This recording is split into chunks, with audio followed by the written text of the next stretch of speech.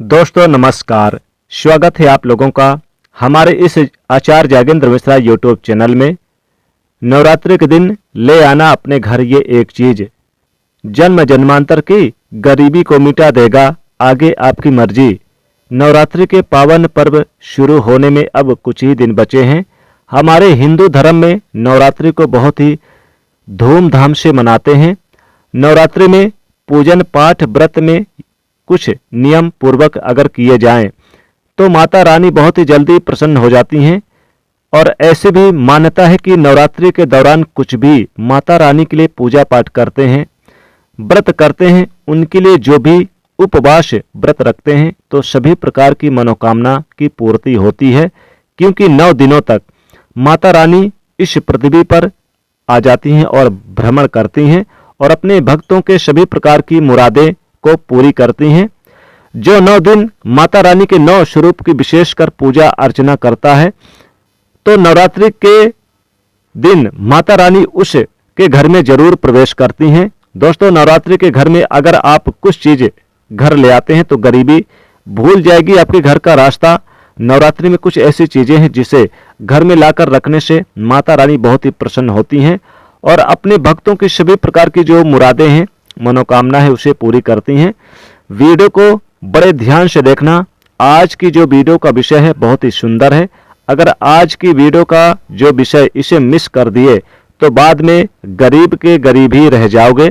कहने का मतलब है कि धन संपदा प्राप्त करने का नवरात्रि में जबरदस्त पावरफुल चीज बता रहा हूं। जरूरी नहीं है कि नवरात्रि के प्रथम दिन ही खरीद करके लाएं। आप चाहते हैं तो किसी भी दिन नवरात्रि के दिन में आप इसे खरीद करके अपने घर लेकर के स्थापित कर सकते हैं। आपके दिन दुगनी रात चौगनी तरक्की होगी। साथ ही नवरात्रि से जुड़ी बहुत सारी जानकारी बताऊंगा, वीडियो को ध्यान से देखना। हर दिन बोलता हूं कि माता रानी की सेविका होती हैं, नवरात्रि में हमारे घर के द्वार पर 9 दिन तक आती हैं। आप कितना पूजा पाठ करते हैं माता रानी के लिए, हम कौन से भोग लगाते हैं माता रानी को प्रसन्न करने के लिए, हम अपने घर पर कौन सी वस्तु खरीद कर लाते हैं, ये सारी जानकारी, सारी सूचना माता रानी सेविका उनको देती हैं। जी हाँ, आपने देखा होगा गांव में जब अगर ग्रामीण इलाकों में होंगे तो शहर में भी रहते होंगे तो मुख्य मंदिर होता है माता रानी का, या फिर ग्रामीण इलाके में रहते हैं तो सभी लोग आपस में सामाजिक स्तर पर माता रानी का एक प्रकार का मूर्ति का स्थापना कराते हैं। जैसे कि शीतला माता हो गया, दुर्गा माता का हो गया, या फिर आप कह सकते हैं कि कुल देवी हो गया। तो जो मुख्य स्थान है वहां सभी सेविका माता रानी की गांव में घूमती हैं। गांव में घूमती और कौन कितना पूजा पाठ करता है, कौन यानी कि उपवास करता है, कौन कितना भक्ति कर रहा है माता रानी का, उसके अनुसार माता रानी को जाकर के उनकी सभी सेविका उनको बताती हैं। फिर माता रानी जाने से पूर्व हमारे कर्मों को, हमारे भक्ति को देखते हुए आशीर्वाद प्रदान करती हैं। इसीलिए नवरात्रि के समय में सोना नहीं चाहिए। नवरात्रि के समय में हमें भूल करके भी शराब, मांस, अंडे, मांस, मदिरा का सेवन नहीं करना चाहिए। नवरात्रि के समय में लहसुन, प्याज की जो बनी चीज़ें हैं, तामसिक चीज़ें हैं, उन्हें भी नहीं खाना चाहिए, इन्हें परित्याग कर देना चाहिए। नवरात्रि में कौन कौन सी चीज़ें जिसे हम घर पर खरीद कर लाएं, जिससे हमारे घर में अन्न धन की बढ़ोतरी हो, हमारे घर की आध्यात्मिक उन्नत हो। देखिए, हमारे चैनल का मकसद है जनहित एवं जन कल्याण करना। आप हमारे वीडियो को देख रहे हैं, आप हमारे यूट्यूब यानी कि व्यूवर्स नहीं है, दर्शक नहीं, बल्कि आप हमारे परिवार के हिस्से हैं। अगर आपके मन में कोई डाउट है, कोई प्रश्न है तो कमेंट बॉक्स में बिल्कुल ही पूछ सकते हैं। अगर आपके वीडियो देख करके किसी एक भी व्यक्ति का भला होता है तो हम अपने आप को सौभाग्यशाली समझते हैं। तो चलिए आप लोगों को बताना चाहूँगा नवरात्रि में ऐसे कौन सी चीज़ें लाना चाहिए। तो अगर आप इस प्रकार की जानकारी से इंटरेस्ट रखते हैं तो वीडियो को लाइक करके आप इसे ज़्यादा से ज़्यादा शेयर कर दीजिएगा। कमेंट में जय माता दुर्गा की जयकारा जरूर लगाइएगा। हमारे धर्मशास्त्र कहते हैं कि आप में से अधिकतर ऐसे लोग जो कि विदेश यात्रा करना चाहते हैं, या फिर आप में से ऐसे लोग हैं जो कि हमारे हिंदू धर्म में कहे गए हैं कि तीर्थों की यात्रा करना चाहते हैं, 4 धाम की यात्रा करना चाहते हैं। लाख प्रयास करने के बाद भी आपकी मनोकामना पूरी नहीं हो पा रही तो आप जो है नवरात्रि के समय में ध्वजा खरीद करके घर लाएं। इससे माता रानी को समर्पित कर दें और नवमी के दिन इसे किसी भी देवी मंदिर में जा करके इसे आप स्थापित यानी कि चढ़ा दें। बिल्कुल ही आपकी विदेश यात्रा हो जाएगी। 4 धाम की यात्रा करना चाहते हैं तो आपकी यात्रा मंगलमय हो जाएगी। आर्थिक कष्टों से मुक्ति पाने के लिए आप में से अधिकतर ऐसे लोग हैं जो कि बोलते हैं कि गुरुजी हम धनवान बनने के लिए क्या करें। तो नवरात्रि के समय में अगर आर्थिक कष्ट से मुक्ति पाना चाहते हैं तो चांदी की सामग्री देवी माता को समर्पित कर दें। नवरात्रि के समय में चांदी की वस्तु जैसे चांदी का सिक्का, चांदी का कछुआ माता रानी को समर्पित करें और 10वें दिन इसे आप गंगा जल से धो करके आप लाल कलर के कपड़े में थोड़े से चावल के साथ रख दें। अब धन तिजोरी में रख दें, धन पेटी में रख दें, अलमारी पर रख दें। आपके घर में पैसे आने के सभी मार्ग खुल जाएंगे।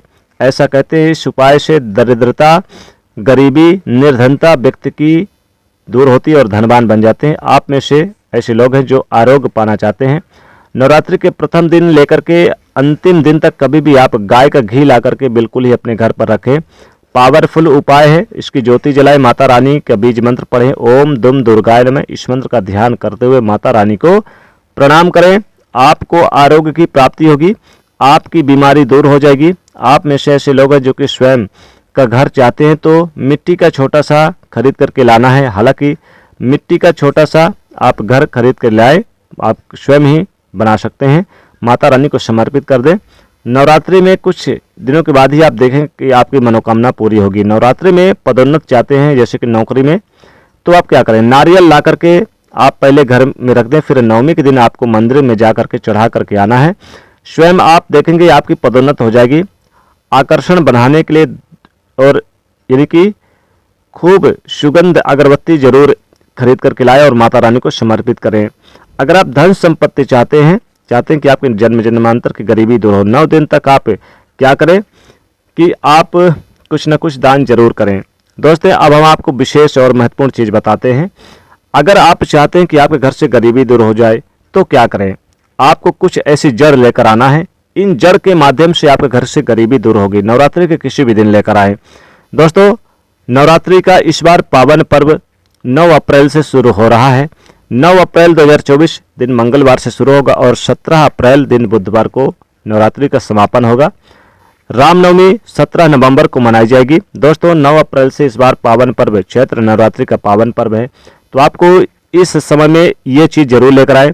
अगर गूलर का वृक्ष आपके आसपास है तो गूलर के वृक्ष की जड़ जरूर लेकर आए। गूलर के वृक्ष की जड़ अगर आपको मिल जाए तो इसे लेकर आए और इसे लाल कपड़े में लपेट करके आप इसे धन पेटी, अलमारी, तिजोरी पर रख दें। कभी भी धन की कमी नहीं होगी। 7 पीढ़ी तक जन्म जन्मांतर की गरीबी दूर हो जाएगी और धन इतना आएगा कि संभाल नहीं पाएंगे। यानी गूलर का जो पेड़ है इसमें स्वतः ही भगवान विष्णु और माता लक्ष्मी जी विराजमान होती हैं। तो गूलर के पेड़ की जड़ जरूर लेकर आएं, बहुत ही शुभ होता है। गूलर के पेड़ की जड़ को अगर आप अपने घर पे रखते हैं या फिर पूजा स्थान पे रखते हैं तो आपके घर में कभी गरीबी का वास नहीं होगा। इस बात को आप नोट कर लीजिए।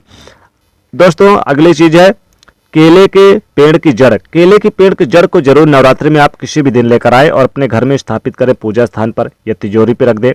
पीले कपड़े में आप इसे बांध दें। आप उसे पहले अच्छी तरह से धो ले, गंगा जल से धो ले और फिर इसे आप इसमें थोड़ा सा हल्दी का टीका लगा दे। फिर इसे पीले कपड़े में लपेट कर भगवान विष्णु के पास या फिर तिजोरी अलमारी पर रख दे। कभी भी धन की कमी नहीं होगी। हमेशा आपके घर में धन भरा रहेगा। वैसे तो आप चाहें तो समी के वृक्ष का भी आप जड़ जरूर लेकर आएं, ये बहुत ही शुभ होता है। समी के पेड़ की जड़ अगर आप अपने घर में स्थापित करते हैं तो जन्म जन्मांतर की गरीबी दूर होगी। और अगर कुछ भी ना मिले तो गूलर के पेड़ की जड़ जरूर लेकर आएं। आप हमारे स्क्रीन वीडियो में देख लीजिएगा, आपको गूलर के पेड़ की जड़ देखने को मिलेगी। आप इसे जरूर लेकर आएं, ये आपकी गरीबी को मिटा देगी, निर्धनता को मिटा देगी। कछुआ लेकर आए आप नवरात्रि में, कछुआ बहुत शुभ होता है। कौड़ी लेकर आए, कौड़ी माता को बहुत प्रिय है। साथ ही इस दिन आप गोमती चक्र लेकर आए, माता दुर्गा की तस्वीर फोटो लेकर आए और साथ ही माता लक्ष्मी जी और गणेश जी की प्रतिमा भी लेकर आए। नवरात्रि में आप देखेंगे आपके घर से गरीबी दूर होगी, धन इतना आएगा कि संभाल नहीं।